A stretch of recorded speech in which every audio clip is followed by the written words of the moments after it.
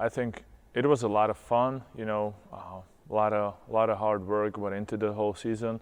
But I think just from the day one, new kids coming in. Obviously, I was a new organization as well, so there was a lot of adjustments for everybody. But I think we blended together as a team and as the academy very, very well. I think we have fun, but at the same time, we worked hard. Well, we've gotten better, and at the end of the season, the real results showed it. Mm-hmm. You told that you were new in the academy, so how did you get here? I was coaching in Czech Republic prior to this. Obviously, I needed a change of scenery, and I always strive to be the best version of me that I can be. And honestly, there was only one place that I could have gone, and I think it was an instant fit from day one. With the coaches, being on the same energy level and stuff like that. So I knew in my mind that this is the place I wanted to go. It was just a matter of time of me getting here. Okay, so more about this season. You lost only one game. Yeah, and it was with Brno. How this match looked like? What happened? Obviously every season, or a lot of the guys is new in the academy. So we started 1st of September. That's where academy starts, and we've gotten together. We needed some time to get to know each other. Obviously, the season was almost perfect, but that isn't the goal, coming into season. The goal is not to win as many games as possible. The goal is to get guys better, to make them understand what they need to do to get to the next level. So, we go into every game that we want to win it, obviously, but at that time we weren't really on the same page. The synergy that needed to be there wasn't there. So, and that was our first, probably the tough test, and it showed where we need to get better. Mm-hmm. And the next game with the Brno, you won after overtime. And how this match looked like, to just the opposite to the first game? The next game, we obviously knew where we need to get better. Brno wasn't in their full strength; they were missing their best player. But I think, it showed our progress even within the short period of time. I think the game was 6 weeks later to the first one, but it showed the progress. It showed how guys were getting better, and it showed us that yes, we are on the right page and we are doing the right steps with the guys for them to get better individually and also as a team. And when you met all the guys at the beginning of the season, what was their needs?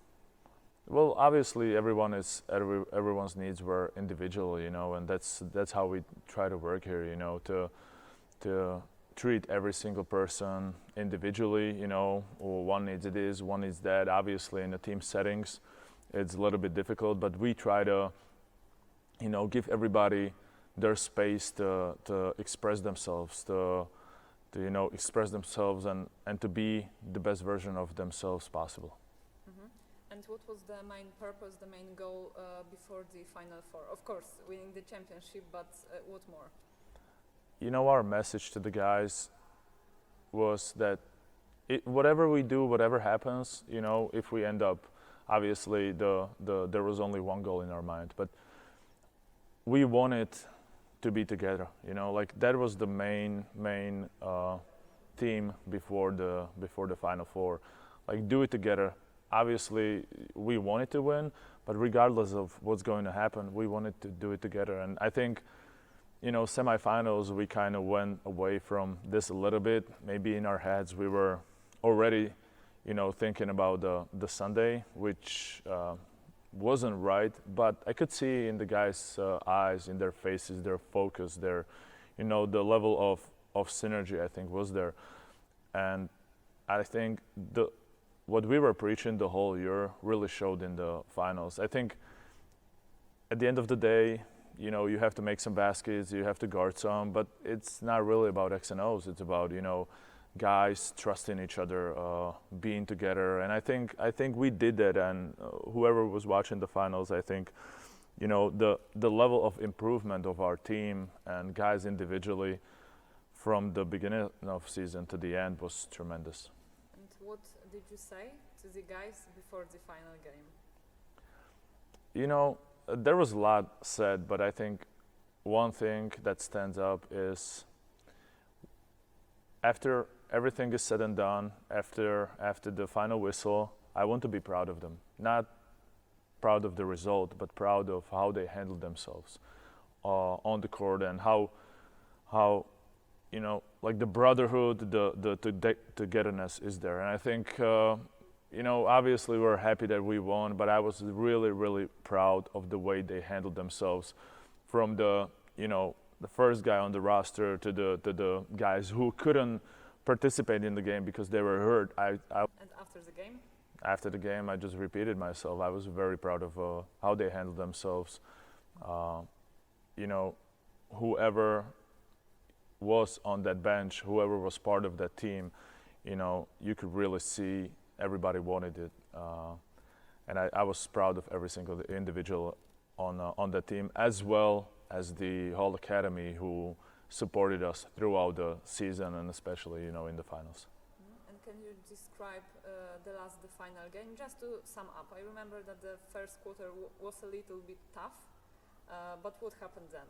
Even though it didn't start well for us, I think we were down 0-5. You know, they made some runs, but I think we executed our game plan almost to the perfection. You know, at the end of the first, we missed some free throws. I think we were 0-5 or 0-6, missed some layups, but overall the game plan was there. Everybody was following it to perfection, especially on the defensive end. And I think it was just with our team throughout the season, we could score in bunches. You know, in the regular season we averaged 100 points a game, and I wasn't really afraid that it's going to be a case that we cannot score. I think it was just a matter of time where we can make a couple of stops, or maybe 3 or 4 stops in a row, and then get out in transition and run. And I think we did that to perfection throughout the game. Let's stop in a transition, but a little bit different transition. I mean, you are a former basketball player, and how was the transition from the player to the coach? You know, throughout my career, and even at the end of it, I didn't really think that I wanted to be a coach. I never strived for that. It just came all of a sudden when my friend called me and wanted me to help him out with the youth in my hometown. And, you know, like ever since then, I started loving it. So for me, transition was kind of easy. You know, ever since I started coaching, I didn't really miss playing. Obviously, at times, but you get the same level of excitement. You get to travel with the team and everything. So I think the emotions and the part that, you know, you work as a basketball player still was there. Okay, so last 2 questions. Nowadays, what is important to tell the players, to teach the players, to coach the players? I would say treat everybody individually. You know, no 2 people are the same. So I would say treat them individually, and also I would say to listen to them. You know, they're like kids nowadays. You know, even though we say they're different and they're just the same. They were maybe raised different, but I think we have to listen to them a lot of times to be able to, you know, help them out, get them to where they want to be. Mm-hmm. And what is the most relevant thing that you've learned from your journey that you are a basketball coach? You know, just understanding that it's a process. It's not a sprint. It's I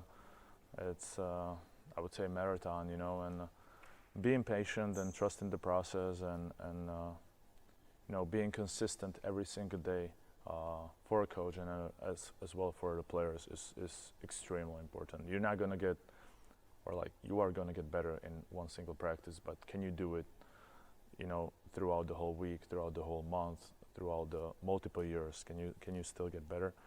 That is the question. So being consistent, you know, and trusting the process is, I would say, really important.